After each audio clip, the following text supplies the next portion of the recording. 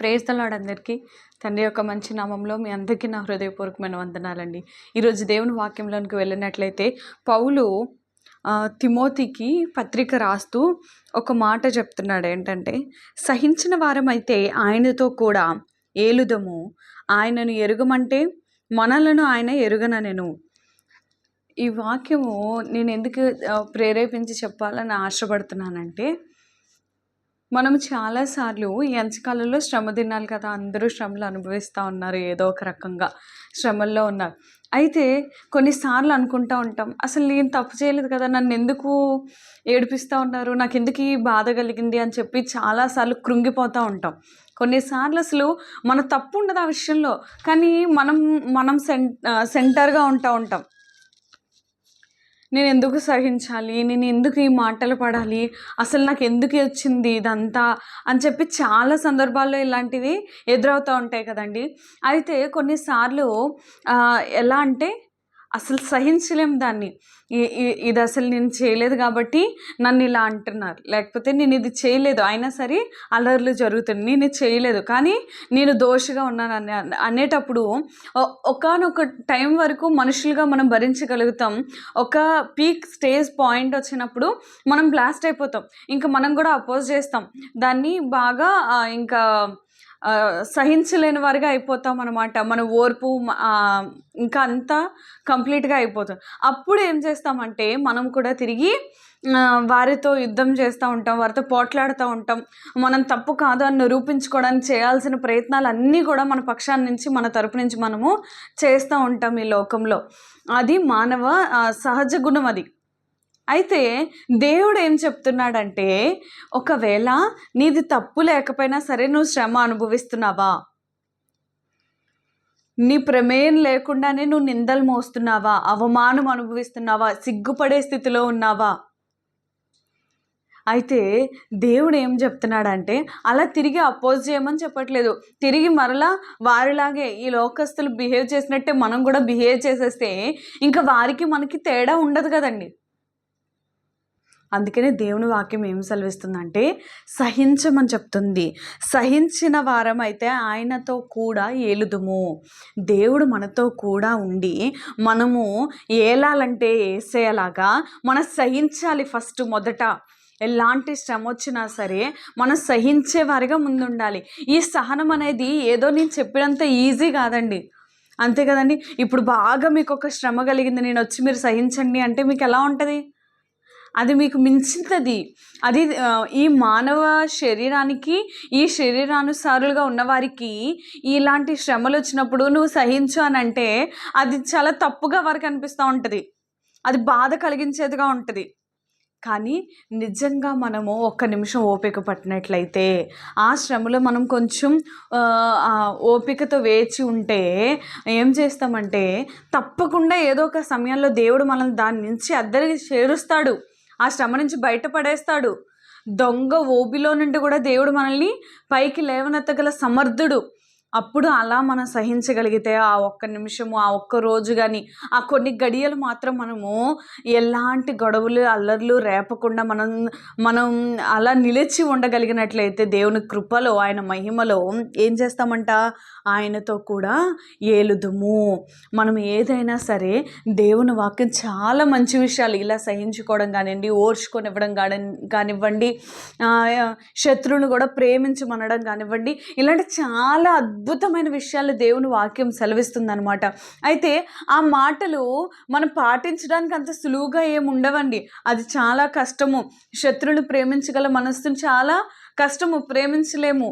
ఇంకా మన పట్ల ఎవరైనా అన్యాయం చేశారనుకోండి, దేవుని వాక్యం క్షమించమని చెప్తుంది, కానీ మనం క్షమించలేని వారిగా ఉంటాం. ఇప్పుడు కూడా దేవుని వాక్యం చెప్తుంది సహించమని చెప్తుంది, కానీ సహించడం అనేది చాలా కష్టమైన విషయము కదండి.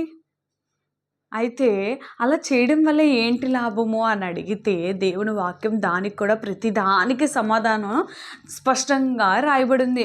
అయితే దేవుడు ఏం చెప్తున్నాడో, ఒకవేళ సహిస్తే ఆయనతో కూడా మనము ఏలుతామంట. చూసారా, ఒకదాన్ని ఇలా చేస్తే ఇంకో ఆశీర్వాదం ఉంటుంది, ఓర్చుకోవాలి, దానివల్ల ఒక ఆశీర్వాదం ఉంటుంది. చూసారా? ఇంకా ఏంటంట, ఇప్పుడు దేవుని కొరకే హింసించబడుతున్న రోజుల్లో మనం ఉన్నాం కదా! అయితే నా నామ నిమిత్తం ఎవరైనా హింసించబడారనుకో, వారికి పరలోక రాజ్యంలో వారికి బహుమానాలుంటాయి, కిరీటాలుంటాయి. వారి కోసం దేవుడు కొంత జీతాన్ని సిద్ధపరిచుంచాడు. అయితే ఒకవేళ నువ్వు అయ్యో నేను ఇలా దేవుడిని నమ్ముకోవడం వల్లే నాకు శ్రమలున్నాయి, నేను సహించలేకపోతున్నాను, అసలు ఈయనెవరో నేను తెలియదని చెప్పేస్తాను. పేతురు కూడా అలాగే అంటాడు కదా, ముమ్మారు ఆయన ఎవరో నాకు తెలియదు అని అంటాడు.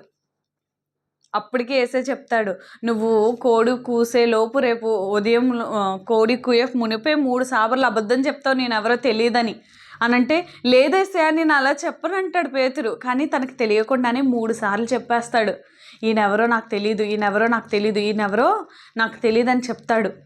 అలాగే మనం కూడా ఏదైనా దేవుడు నిమిత్తం హింస పొందాల్సిన టైం వచ్చినప్పుడు మనం సహించుకొని ఆయన నామ నిమిత్తం నిలబడలేకపోతే ఏమవుతుందంటే, ఆయన మనం ఎరుగమా అని చెప్పేస్తాం కదా, అప్పుడు దేవుడు కూడా నేను కూడా ఆయనని ఎరగను అని దేవుడు చెప్పేస్తాడంటండి.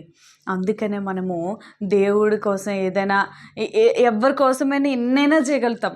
మన కోసం మనం కూడా చాలా కష్టపడతాం. కానీ దేవుని కోసం ఏదైనా చేయాలొచ్చినప్పుడు, దేవుడి కోసం నిలబడాల్సిన సమయం వచ్చినప్పుడు, దేవునికి ఇవ్వాల్సిన టైం వచ్చినప్పుడు, దేవుని కోసం ఏదైనా సేవ చేయాల్సిన సమయం వచ్చినప్పుడు మాత్రం మనం ఎస్కేప్ అయిపోతూ ఉంటాం. దాన్ని మనం చేయలేని వారిగా ఉంటాం. దానికోసం మనం సమయం ఇవ్వలేం, దానికోసం మనం ధనం ఇవ్వలేం, దానికోసం మన శక్తి వెచ్చించలేము. అలాంటి పరిస్థితుల్లో మనం ఇవన్నీ చేయలేం కాబట్టి అసలు ఆయన ఎవరో నాకు తెలియదు అని అనేస్తామంట మనం. అప్పుడు దేవుడు ఏం చెప్తాడంట చూడండి, ఆ లాస్ట్ వాక్యం, మనలను ఆయన ఎరుగననెను. మనం ఎప్పుడైతే ఆ దేవుడు నాకు తెలియదు, ప్రభువు నాకు తెలియదు అని అంటామో, అప్పుడు దేవుడు కూడా వెంటనే వారు కూడా ఎవరో నాకు తెలియదు అని చెప్తారంట. అందుకనే మనం ఏదైనా చిన్న శ్రమ రాగానే దేవుడి నుంచి దూరంగా వెళ్ళిపోయి ఏం చేయలేము. ఆయన కూడా మనల్ని చేయి విడిచిపెట్టాడు అనుకోండి, మనం ఏమైపోతాం? అప్పుడు మనల్ని ఎవరు రక్షిస్తూ ఉంటారు? కాబట్టి మనం సహించుకోవాలి. సహించి ఆయనతో కూడా ఏలుబడి చేయాలని దేవుని వాక్యం సెలవిస్తుంది. ఆయన మనల్ని ఏలేవారిగా ఉంచాలని మాత్రమే ఆయన మనల్ని సృజించాడు. ఆదికాండము 2వ అధ్యాయంలో ఒకసారి మీకు చదివి వినిపించాను కదండి. అలాగా దేవుడు మనల్ని ఆశీర్వదించి అభివృద్ధి పొంది విస్తరించి ఏలమని దేవుడు సర్వ అధికారాలు మనకిచ్చాడు. కానీ మనమే సహించలేని వారిగా, ఓర్చుకోలేని వారిగా, ఆయనతో పాటు ఏలకుండా మనము అలాంటి అధికారాలు మన పోగొట్టుకుంటున్నాం. కళ్ళు మూసుకొని మనం అందరం ప్రార్థన చేద్దాం. సహించేవారిగా ఎలా ఉండాలో పరిశుద్ధాత్మ సహాయం మనం అడుగుదాం. మనం సహించుకునే ఈ శక్తిని మనం పెంపొందించుకుందామండి. అనేక సార్లు మనం శ్రమలు పడుతూ ఉన్నప్పుడు ఒక ప్రార్థన చేస్తాం, యేసయ్యా ఈ శ్రమ నుంచి నన్ను తీసివేయి, ఈ శ్రమ నుంచి నన్ను తీసివేయి అని. కానీ నేను నా జీవితంలో నేర్చుకున్న పాఠం ఏంటంటే, ఈ శ్రమని నా దగ్గర నుంచి తీసివేయద్దు కానీ యేసయ్యా ఈ శ్రమని ఎదుర్కోవడానికి నాకు శక్తినివ్వని ప్రార్థన చేయడం నేను నేర్చుకున్నానండి. అలాగే శ్రమలు వచ్చినప్పుడు శ్రమలు ఎలాగ వెంటనే పోవండి అంత త్వరగా ఈజీగా. అలాంటప్పుడు ఏం చేయాలంటే, ఎలాంటి శ్రమ వచ్చినా సరే నిలబడగలిగిన శక్తి పరిశుద్ధాత్మ దేవుడు మనకి ఇవ్వాలి. అప్పుడు మనం ఏల్తాం యేసయ్యతో పాటు. ప్రార్థన చేసుకుందాం. అట్టి సామర్థ్యం, అట్టి అధికారము దేవుడి నుంచి మనం అందరం పొందుకుందాం. ప్రేమగల తండ్రి, దయగల దేవ, కృపగల ప్రభా యేసయ్యా, నీ బంగారు పాదపద్మకు లెక్కలేని స్తుతులు స్తోత్రములు తండ్రి. నాయన ఎవరైతే సహించలేక ఉంటున్నామో ప్రభా, మమ్మల్ని పరిశోధించండి, సహించుకునే వారికి మేము ఉండడానికి సహాయం దయచేయండి. ఎవరైతే నాయన సహించుకుంటారో వారు నీతో కూడా ఏళ్తారని వాగ్దానం చేస్తావు తండ్రి యేసయ్యా. అలాంటి సహించుకునే నాయన యేసయ్యా హృదయం మాకు దయచేయండి. నాయన యేసయ్యా నీకు వందనాలు వందనాలు వందనాలు. యేసయ్యా నిన్ను ఎరుగనని మేము ఎప్పుడు చెప్పకూడదు యేసయ్యా తండ్రి. నాయన అలాంటి శక్తి మాకు అనుగ్రహించు ప్రభా. ఎలాంటి సందర్భాలు మాకు వచ్చినా ప్రభా నీకోసం నిలబడేవారిగా మమ్మల్ని చేయండి తండ్రి. నాయన అందుకు నాయన యేసయ్యా ఈ మానవ జ్ఞానము ధైర్యము సరిపోదు కానీ పరిశుద్ధాత్మ దేవ మీరు మాలో ఉండి తండ్రి అలాంటి ఆత్మశక్తితో మమ్మల్ని అందరినీ నింపి నడిపించమని త్వరగా రాని నజరుడైన క్రీస్తు నామములో ప్రార్థించి బ్రతిమలు వేడుకొంచున్నాం తండ్రి. ఆమేన్. యేసు రక్తమే జయం, సిలువ రక్తమే జయం. యేసు నామమున సంపూర్ణ విజయ అపవాదిగణత నాశనం కలుగును గాక. ఆమేన్. హల్లెలూయా హల్లెలూయా హల్లెలూయా. మిమ్మల్ని మీ కుటుంబాన్ని దేవుడు బహుగా దీవించును గాక. ఆమేన్.